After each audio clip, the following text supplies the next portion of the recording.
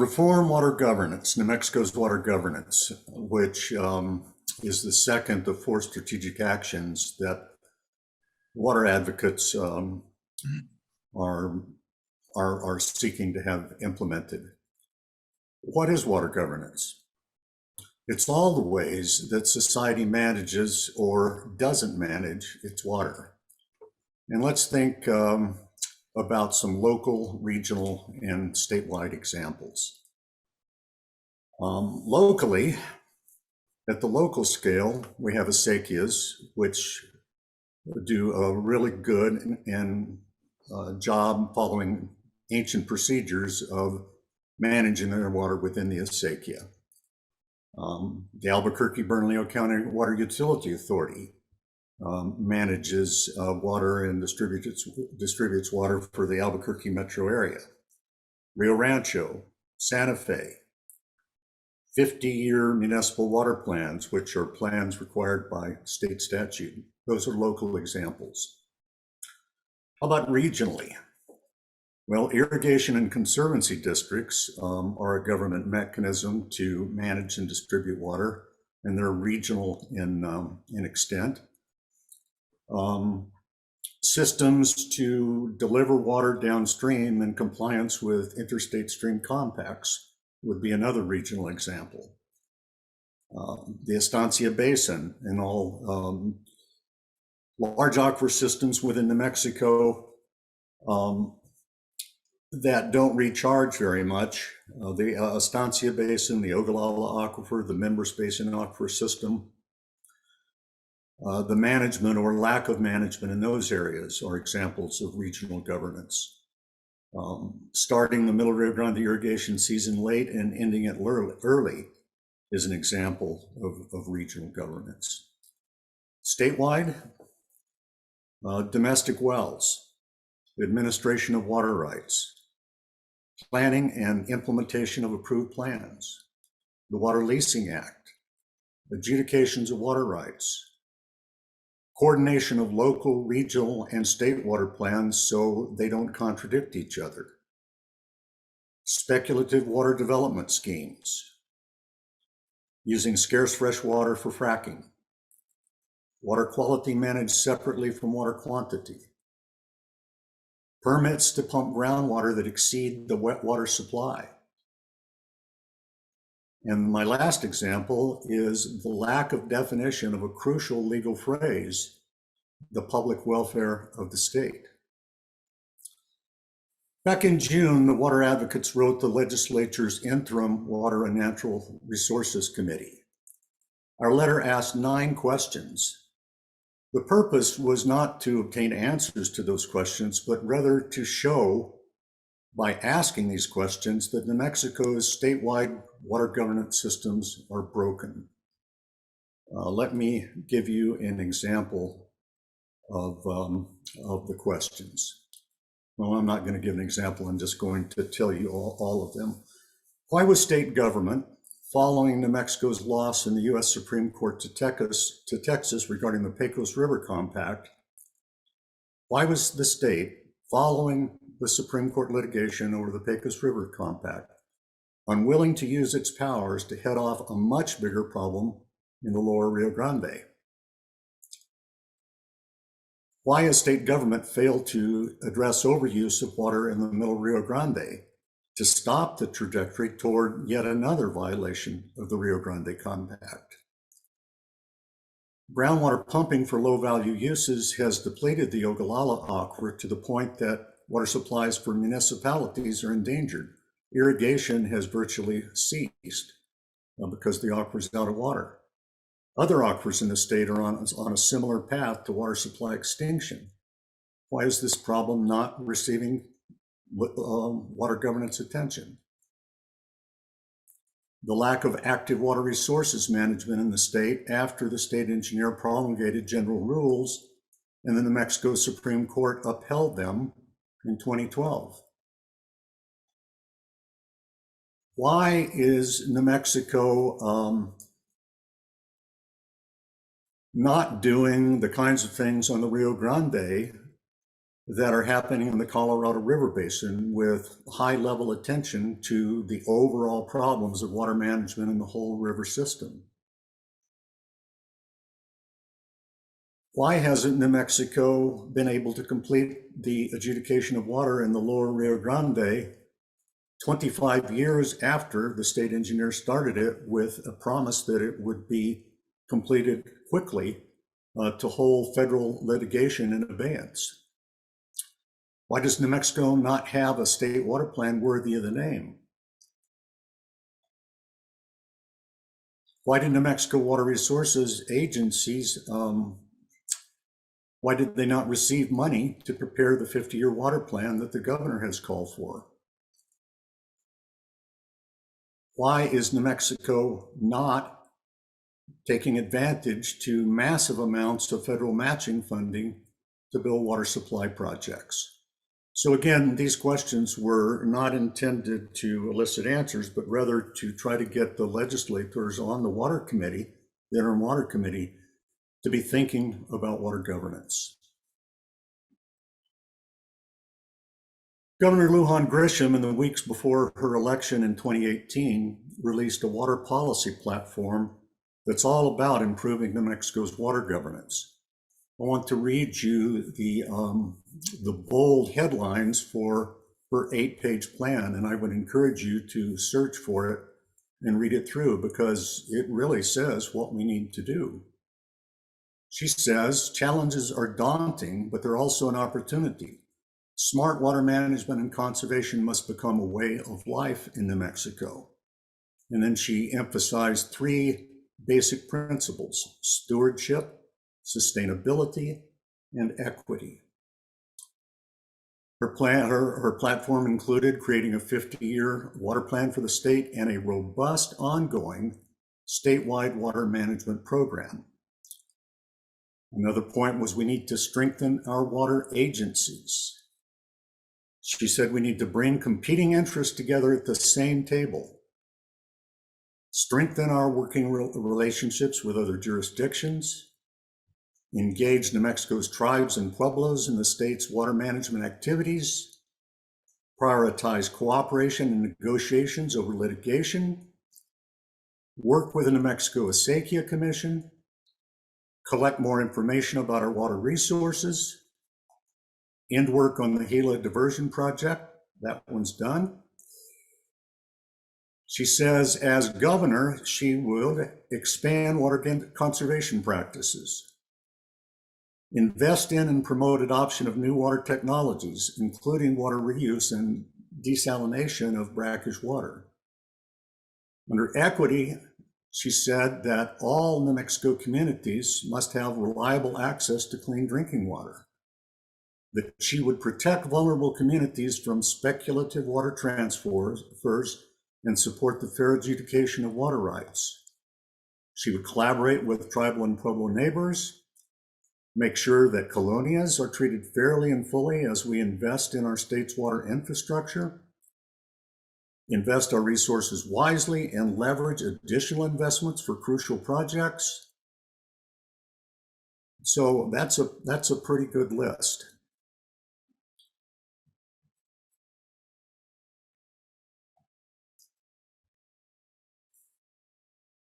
And I think it's time that the citizens of New Mexico respectfully demand that she follow through on that list. We can't do everything at once in water governance reform. The best we can do now is to start taking strong incremental steps. The step that is before us now is for the 2022 legislature to fund New Mexico's water future. The water advocates are committed to working with others to develop 3 bills for the 2023 legislature to start the water governance reform per se. And those 3 initiatives are to create a New Mexico Water Resources Department, reform regional water planning statutes, and create a $1 billion water resilience fund to implement approved regional water plans. So I'm going to spend the rest of my time talking about these 3 steps.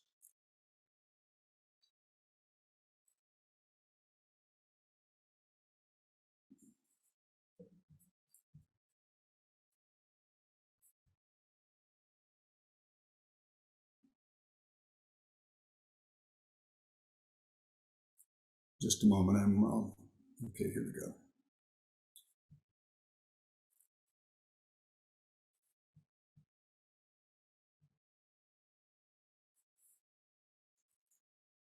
This is a draft organizational chart for the New Mexico Water Resources Department that I drew up in November, have circulated not very widely, have gotten some good feedback, and I'd like to explain the concept to you.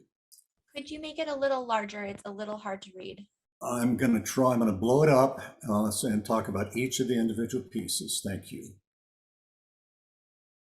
And where is my plus button? There we go.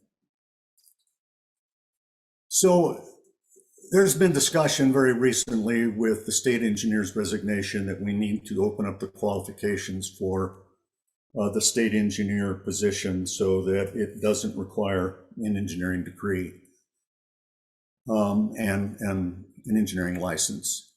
My proposal is, or our proposal is, to create a New Mexico Water Resources Department that would be headed by a cabinet secretary that need not be an engineer, and that the functions that require an engineering perspective or management, as shown under here, would be headed by the state engineer, who would be in charge of the regulatory division of the New Mexico Water Resources Department. The cabinet secretary would be aided by a team of division managers, basically creating a management team with more depth than exists in the Office of the State Engineer and the Interstate Stream Commission today. One of the late comments that I received, well, not a late comment, but one I received recently, is that the cabinet secretary should be advised by a senior water person who would be charged with dealing with equity, environmental justice, and tribal consultation. Program support, which is the way state agencies are organized, would include financial, communications, and information technology. That's not a change, but it would be consolidated. And the legal department, the legal division, would report to the cabinet secretary, but the lawyers would be assigned to the operating divisions. The operating divisions would include the regulatory division headed by the state engineer. And the most important things that that office would do include active water rights administration, which would be done by water masters, all the water rights transactions and permits, which take up most of the state engineer's bandwidth, it seems these days, and dam safety. Other issues that really need to be managed by an engineer. The Interstate Stream Commission would be responsible for policy development for the whole Water Resources Department. They would be charged with implementing integrated water resources management, planning to comply with interstate stream compacts. Where that requires administration, they would set the goals for the state engineer to administer water so that we meet our compact delivery legal obligations. Most importantly, they would be in charge of planning. They would support planning. They would support the development of shortage sharing agreements, and they would support conservation. I see conservation as having two roles. One would be a regulatory role under the state engineer. I think conservation needs to become mandatory to some aspects. And the Interstate Stream Commission would support conservation with plans and grants and assistance. A reviewer suggested that if New Mexico is going to create a water resources department, that the Water Protection Division from the New Mexico Environment Department should be part of the Water Resources Department in order to integrate water quality and water quantity management. So the three of the bureaus that are in that division would come over, and they too, along with the Interstate Stream Commission, would be charged with implementing integrated water resources management. The new office would have a water projects implementation division. It would include the ASECI assistance program and the grants administration programs of the Interstate Stream Commission. It would include the Construction Bureau of the New Mexico Environment Department. It would manage capital projects. There would be staff who would be dedicated to securing matching federal funding. They would provide support for the design of projects and support for the implementation of projects. Those are necessary because many of the smaller communities in New Mexico don't have the wherewithal to get their ideas evaluated, and then if they pan out, to design them, and then to get them to the point where they're ready to go to bid and actually get them constructed.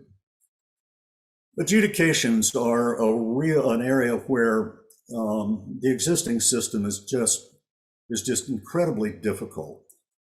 So I recommend that we split out adjudications and create a division who's responsible for carrying them on. They would be charged with reforming the adjudication process, simplifying it to the extent that's possible, recommending changes in law.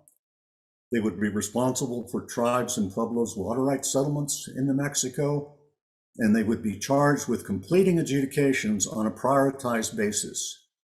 One of the places that we need to have knowledge of who owns what water is the Middle Rio Grande, where an adjudication has not yet even really been thought about to the best of my knowledge.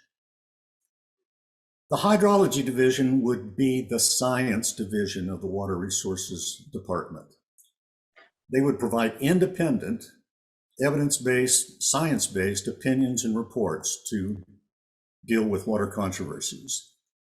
They would proactively engage in water resources investigations and would prepare models, particularly those models that are needed to complete regional water planning. And they would cooperate with the U.S. Geological Survey and the New Mexico Bureau of Geology to do these investigations, again, cooperatively. There's a long history of great cooperation going back a long way. And finally, there would be a data division. Now, in data management concepts, an owner of the data is always identified. So the owners would be the operating divisions who generate data. The data division would be responsible for seeing that water data complies with the Water Data Act, that the data are good quality, that they're well managed, and they would be responsible also for preparing public databases and compilations. And compilations is the key thing there. Raw data is one thing.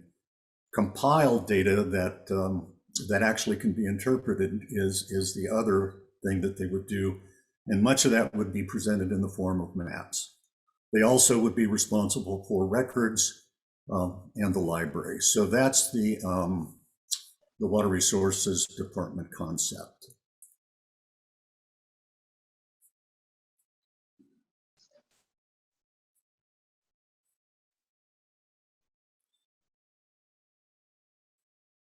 The next of the three bills that we plan to introduce at the 2023 legislative session would deal with reform of regional water planning. So at the current time, the Legislative Finance Committee staff and its lead staffer, they don't want to fund regional water plan because they say that the water plans of the past are shelf reports that are never implemented. And that, I think, is true.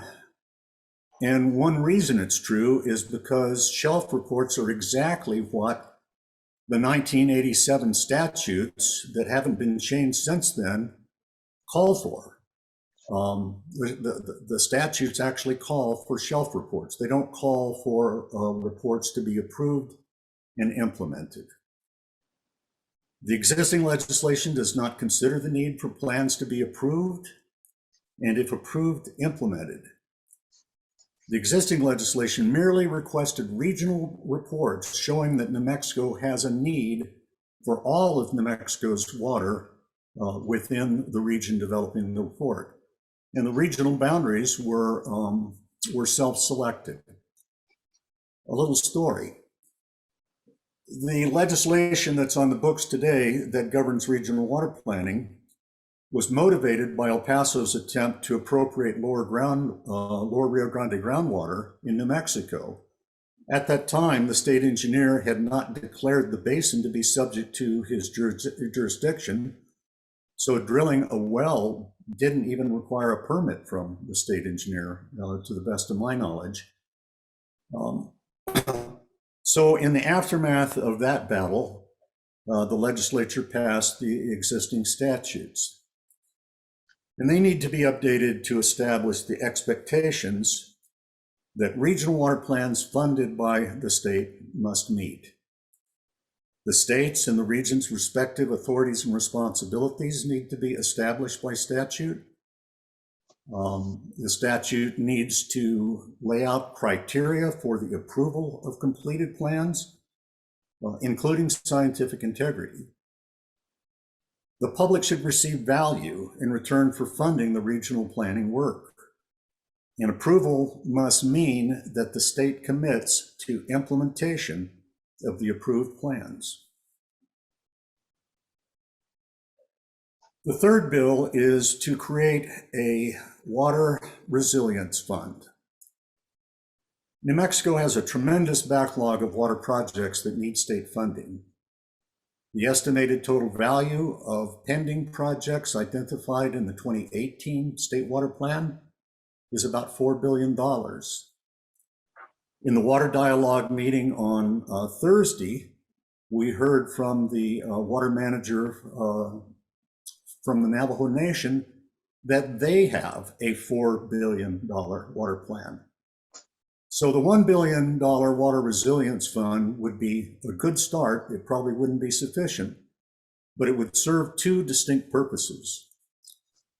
First, the existence of the fund would provide motivation and purpose for all the work done by mostly volunteers or staff people of agencies to create action-oriented regional water resilience improvement plans. There's been 2 rounds of regional water planning so far. They've mostly just gone on the shelf. Entities have been on their own to do what they think is best for their particular entities.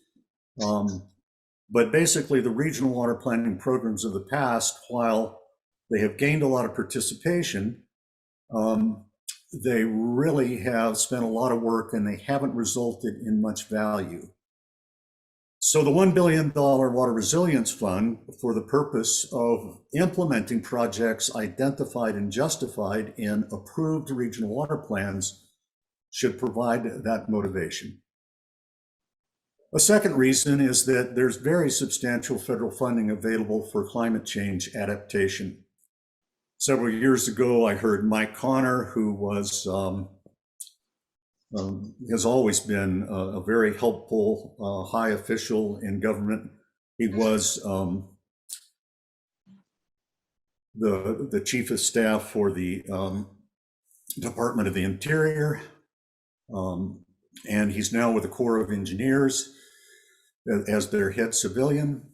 He said that he urged New Mexico to, or the Rio Grande Basin to participate in and finish the Rio Grande Basin study, because he said the completion of that study was the key to getting federal funding flowing to New Mexico to help implement projects. Well, we also need regional water plans to set out those projects and their priorities and then go after other sources of federal funding. In closing, New Mexico faces a difficult, more arid future. We need to face our future hydrologic realities, our current hydrologic realities, and our future by reserving funding to help communities across the state become more resilient to the water supply deprivations that have begun to occur and that the future will bring. And remember that the leap ahead analysis forecasts annual water supply decreasing 25 to 35% throughout New Mexico by 2070. New Mexico needs the Water Resilience Implementation Fund to finance New Mexico's adaptation. I want to say that I really appreciate, the water advocates really appreciate the attendance today. I see that we're up to 79 participants now. That's wonderful. And I note that we have several people who have not participated before. I thank those of you who have circulated news of this conference by word of mouth. And we would hope to enlist your support to get good attendance at the other breakout sessions. But most importantly, participation in our efforts to get a strong grassroots lobbying effort to lobby the legislature this year to fund New Mexico's water future, and next year to begin the process of reform. We also hope that if you're interested, you would work with us over the interim to get these bills drafted, circulated, get comments on them, and get them ready for the 2023 legislature. We're now going to go into breakout sessions. We have 6 breakout rooms with facilitators. We have 79 people. Dominic will be assigning people randomly to breakout rooms, and we have about 65 minutes in the breakout rooms before we come back for the report out.